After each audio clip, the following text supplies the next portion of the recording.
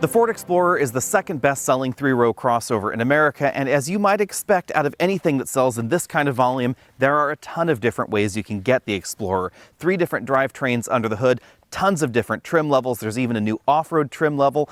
There's the new King Ranch trim level, which we're taking a look at today. And if you've always wanted an Explorer ST with rear-wheel drive, you can do that for 2022. And the other trims that used to get a detuned version of the 3-liter twin-turbo engine from the ST now get the same 400 horsepower under the hood.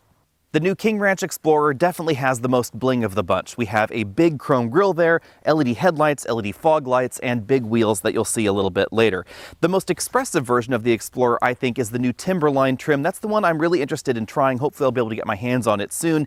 It has a more rugged look up front, a little bit of extra underbody protection, and nearly an inch extra ground clearance as well. If you're on the fence about the Explorer's looks, you might want to wait just a little bit because the rumor mill says the Explorer is going to get a pretty significant refresh for 2023, although nothing has been confirmed or denied by Ford at the moment. But there are some spy shots out of China with the Explorer wearing a new front-end design and a significantly refreshed interior with some truly enormous screens inside. So if that's what you're interested in, you might want to wait a little bit and see if that actually is launching for the United States. We probably won't know anything until the end of calendar year 2022. If you're not familiar with this generation of the Explorer, let me catch you up. It's 198.8 inches long, so size-wise it slots between the Grand Cherokee L and the Toyota Highlander. And like the Grand Cherokee L, and very unlike the Highlander or Pilot, this is a rear-wheel drive 3-row crossover. It's really obvious when you look at it from the side because we have this upright hood profile, long hood, very short front overhang, unlike a Highlander or a Pilot, and a longer dash-to-axle ratio than we find in the average mainstream crossover. It really gives this an elegant proportion that you don't normally see outside of luxury crossovers.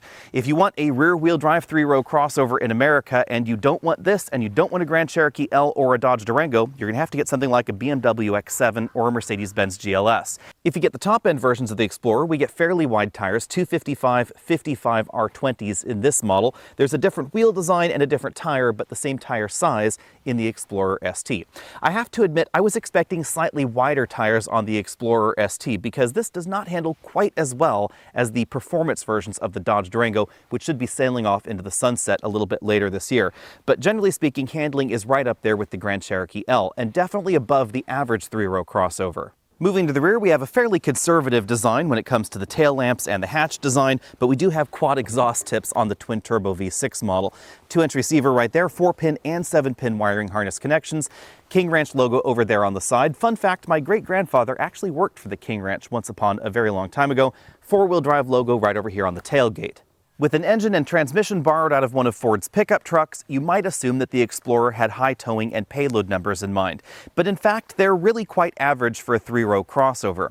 The hybrid model tops out at 5,000 pounds. When properly equipped, the other trims can get up to 5,600. That tow rating is definitely lower than the other 2 rear-wheel drive entries in this segment. The Jeep will go up to 7,200 pounds, the Dodge up to 8,700 pounds of total towing ability. But the reason Ford did not do that with the Explorer is that they have so many pickup trucks to choose from in the United States. There's the Maverick, there is of course the Ranger. So in Ford's collective opinion, if you wanted to tow, you're probably going to be buying one of their pickup trucks or one of their full-size SUVs, something that the Chrysler group of companies also has not had until recently. So that's the main reason we don't find such high towing capacity in the Explorer. But that said, if you plan on towing 4,000 or 5,000 pounds on a very regular basis, I would much rather do it with the Explorer than anything else in this segment outside of those other 2 options. And based on the transmission, engine, and cooling design that we find in the Explorer, if you're the kind of person that tows monthly or weekly, I would certainly choose this over something like a Highlander or a Pilot. The transmission, the engine, everything else about this vehicle was designed for those higher towing limits in mind, because again, these were lifted straight out of the Ford Ranger pickup truck. Before we talk about what's under this hood, we should talk about the base engine, because I think the 2.3-liter 4-cylinder turbo is simply the best base engine in this segment. The engine has basically been borrowed straight out of the Ford Ranger pickup truck.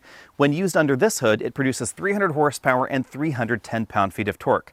Also borrowed from the Ranger and the F-150 and Ford's larger SUVs is the 10-speed automatic transmission. The combination of the 10-speed automatic, high horsepower numbers, and an efficient turbo design give this some of the best base performance figures and some of the best base fuel economies available in this segment. If you're looking to crank the power dial up to 11, you can get this 3-liter twin-turbo 6-cylinder engine. This produces 400 horsepower and 415 pound-feet of torque. It's also mated to a 10-speed automatic transmission, and you can get it in rear-wheel drive or all-wheel drive. An important change for 2022 is that all versions of the 3-liter turbo 6-cylinder engine produce 400 horsepower. Last year, only the ST produced 400 horsepower. If you got the engine in the Platinum trim, then it produced 365. But this year, the Platinum trim, the King Ranch trim, and the ST trim all produce 400 horsepower. Front seat comfort in the Explorer is excellent regardless of the trim that you get, but obviously you'll get more adjustable seats as you work your way up the trim ladder. This seat is just a little bit less comfortable in my opinion than the one that we find in the Grand Cherokee L, but it is just about as adjustable, and this still is better than pretty much everything except for that Grand Cherokee. We have a powered tilt telescopic steering column, memory linked to a 3-position memory over there on the driver's door, 4-way adjustable lumbar support, and seat massage, including seat bottom cushion massage. And unlike the massage that we find in the Grand Cherokee L, and honestly most luxury vehicles, this does not automatically time out after 15 or 20 minutes. And that's because Ford's mission, especially with the seat bottom cushion design in this vehicle, was to give you an anti-fatigue function, which will improve blood circulation on longer road trips. So if you're worried about your legs falling asleep, say driving from San Francisco down to Los Angeles, this is the seat you're going to want. When you look at the legroom charts on the side of your screen, you'll notice there's an asterisk next to the Explorer's legroom figures. That's because Ford appears to be using a different method of calculating legroom compared to some of the competition. Probably it's second row legroom that's a little bit different in the calculation. When I measured legroom manually myself, front seat plus second row plus third row, this falls a little bit lower on the chart. So keep that in mind if you're cross-shopping this with other 3-row crossovers. That said, the Explorer is definitely very, very roomy and comfortable for even 6-foot-tall adults. With this front seat comfortably adjusted for me and this second row seat all the way back, you can see I still have about 7 inches of legroom left. So you could very easily put things like a rear-facing child seat right behind me. If I move over to the right side of the vehicle and scoot this second row seat back, you'll notice this front seat is all the way back in its tracks, and I have about 1 inch of legroom left. So things are a little bit tighter in this dimension than we find in something like the Grand Cherokee L or a Kia Telluride, which really is on the high end of this segment as far as combined legroom goes. Another thing you should keep in mind is that pretty much all Explorers except for the base trim are going to be 6-seat vehicles only. So if you're looking for a 7-passenger vehicle or an 8-passenger vehicle, you might need to shop somewhere else. We have 2 seats up front, 2 seats here in the middle, and 2 seats back there in the third row. If you're looking for an Explorer for your next family vehicle, one thing to keep in mind is that if you have kids in child seats that are latch anchored in, you cannot tilt and slide this seat forward with the seat still latched into place. You'll notice that the seat back moves forward right like that, so obviously a seat can't stay in there, although you could slide the seat all the way forward. You just don't have much room between that seat back and the door opening. Depending on your situation, this might not be a problem because, again, most Explorers are going to be 6-seat vehicles, so you can just go right here through the middle. The electric tilt slide function is pretty easy to use. Getting back there, we do have a little bit less clearance, I would say, between the door and the seat versus some of the competition. But back here in the third row, we have tons of room. Let me put these headrests back up and you'll see lots of headroom, and the seat bottom cushion is not quite as low as some. Now, I still wouldn't describe it exactly as high off the ground, so adults might find that there is a little bit less leg support than you might want, but I can actually put my head back here to the headrest. My head is not touching the ceiling, and sitting in a more natural sitting position where my head is not quite at the headrest, I have about 1.5 inches of headroom left. So if you're looking for one of the largest and one of the most accommodating third rows in real world situations, the Explorer should definitely be on your list. Now, unfortunately, due to the design of the Explorer, we don't have a lot of width between the wheel wells. Most owners will probably keep the third row seats folded most of the time, and when they're folded, you will notice that the seats are not quite as wide as the actual cabin in the back. I think that's a bit of a missed opportunity because perhaps if they had been that wide, maybe Ford could have put 3 seats across the back and maintained 7-passenger seating even in the top trims. But upon closer inspection, you'll notice that the Explorer also is not quite as wide as some of the competition. So theoretically, down here at the very opening, maybe you could fit something 4 feet wide right in there, but definitely not higher up in the cargo area. There are a few cargo areas in this segment that are a little bit wider, but very few that offer more actual cargo room. At 18.2, this is certainly above average, although not quite as big as the Telluride or the Volkswagen Atlas. There is a little bit of extra storage space under this load floor, and we have a power folding third row seat. This is an option, it's not standard, and I sort of wish that they had designed around maybe a manual seat instead, because it might have yielded just a little bit more cargo room. In case you're wondering, yes, the Explorer has a spare tire. It's under the load floor, under the second load floor, under that sound insulation, and then right there you'll find the temporary spare tire. It's not located under the vehicle, so it will stay a little bit cleaner than those underbody mounted models. As we look around the interior, keep in mind we are in the top-end King Ranch trim. We have controls for the sunroof there, sunglasses holder, sliding sun visors, and then a large panoramic moonroof over the driver, front passengers' heads, and maybe about second row's lap. From this angle, you can see the second row's ceiling-mounted air vents and the beginnings of this tricolor interior. The headliner is black, the door posts and the seats are primarily this dark brown color, and then we have a lighter brown color for the face of the seat right there, the seat back and seat bottom cushion section, and some of the door inserts as well. This model has the up-level B&O audio system, so we have some distinctive speaker grills there on the door, two of them because there are two sets of speakers right there, one right next to that lock and unlock button. And then moving over to the dashboard, we have a stitched dashboard upper section. It definitely dresses up this interior versus models that don't have this particular feature. We then have real wood trim running right there across the dashboard. Lower on the dashboard, we have more stitched material. We then have hard plastics down here around the glove compartment, just as you'd expect. This is a fairly small bin-style glove compartment. I was not able to fit a large tablet computer inside. You can see that we have different floor mats for the King Ranch trim as well. In the middle of the dashboard, we find two somewhat controversial design elements. These air vents really stick out quite far from the dashboard. They have a very strong horizontal theme, and then bisecting them is this large infotainment screen in a very tablet orientation. What's a little bit unusual about this screen seems to be its aspect ratio. It is larger than the tablet orientation screen that we find, for instance, in modern Volvos, but a little bit narrower. And the result is when you're using Apple CarPlay or Android Auto, you're left with a very small screen right here. I measured it, and side to side, this is a little bit under 7 inches from one corner of CarPlay to the other corner of CarPlay. So this is by far one of the smallest implementations of CarPlay available in North America. And Ford does not use the tablet orientation, which really would have solved some of that for the optional CarPlay display. It's worth noting that Android Auto does not support that particular look at the moment.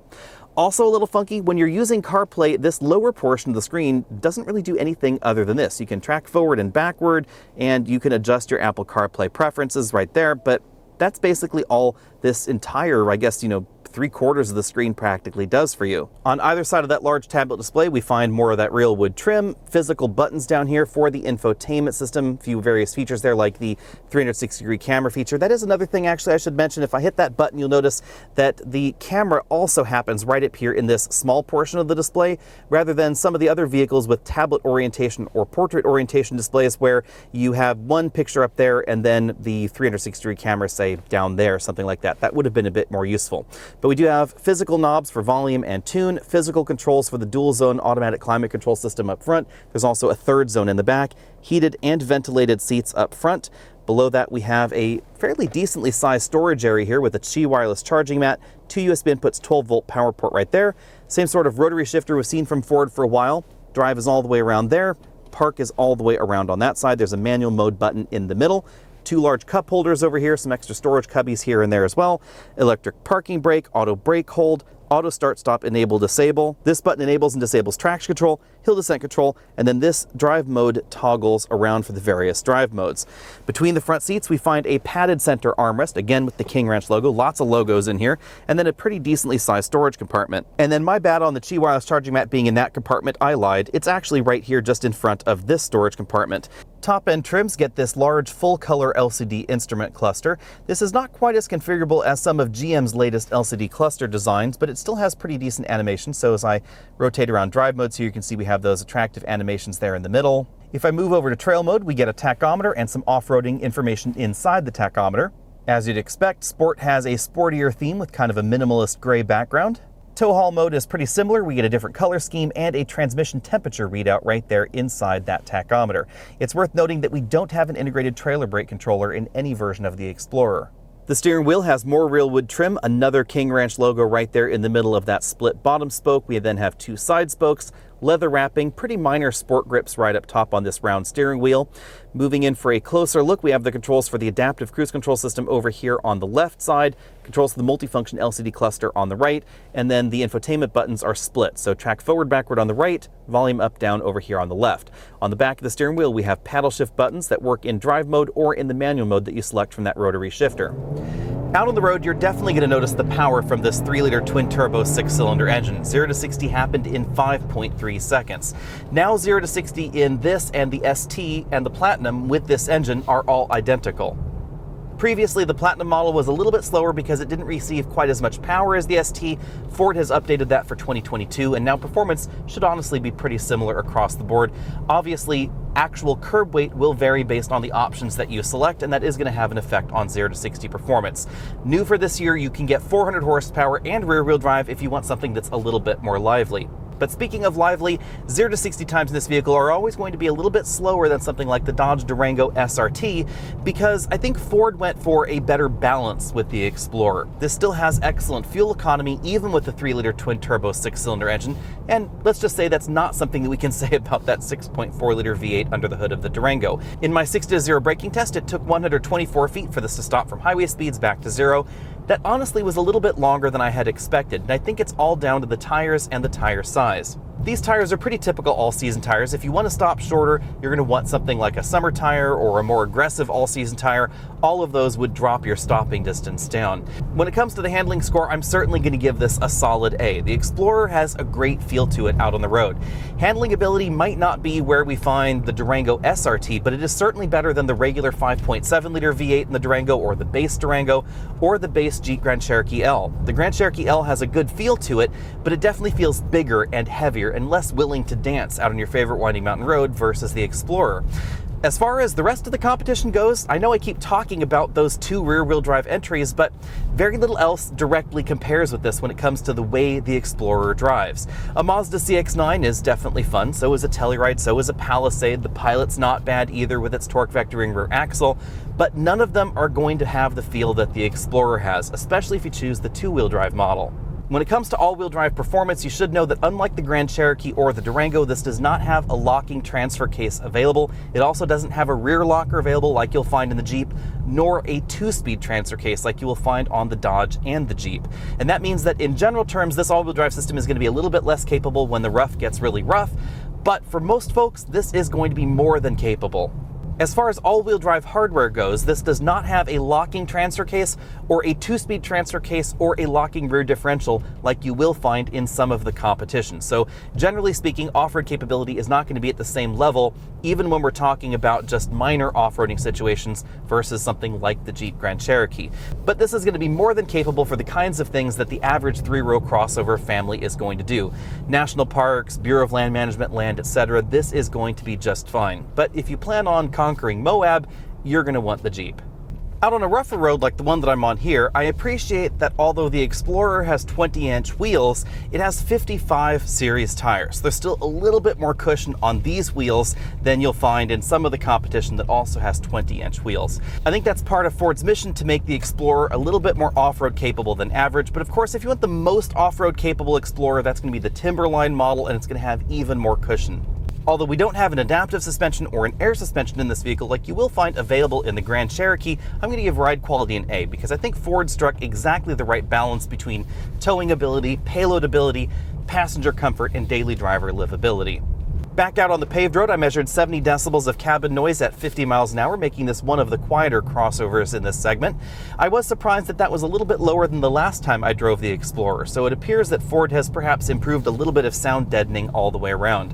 When it comes to fuel economy, I was also greatly impressed because over a week of mixed driving, this model with the 400 horsepower 3-liter twin-turbo 6 has averaged 21 miles per gallon. That is definitely better than, say, the 5.7-liter V8 that we find in that Jeep that I keep bringing up. More pertinent comparisons might be the Highlander, the Pilot, the Telluride, the Palisade, etc., but you won't get better fuel economy, interestingly enough, in those options. You may get very similar fuel economy, but it's certainly not going to be better when comparably equipped. Unless you opt for the Highlander hybrid, then fuel economy is definitely going to be epic, and significantly better than the hybrid system that we find available in the Explorer. If you want to know about the Explorer's hybrid system, I have a separate video on that. It has not changed since I last reviewed it, and I have to admit being a little bit disappointed, generally speaking, in the Explorer hybrid. It's a little rough around the edges, the fuel economy is not quite as good as I had hoped it to be, and if you are planning on towing with that vehicle, you should know that when towing, the fuel economy actually ends up below some of the V8 competition. Bottom line, skip the hybrid, get the 2.3 liter turbo, or if you want more shove, get the 3 liter turbo, but know that the 2.3 liter is absolutely exceptional. It has a great blend of lots of power. It is one of the fastest 0 to 60 models in this segment, even though it is the base engine, and really good fuel economy as well. It takes fuel economy to the next level, especially in steady state highway driving. It won't be as powerful or sound as nice as the twin turbo 6, but honestly, that 2.3 liter engine is incredibly impressive.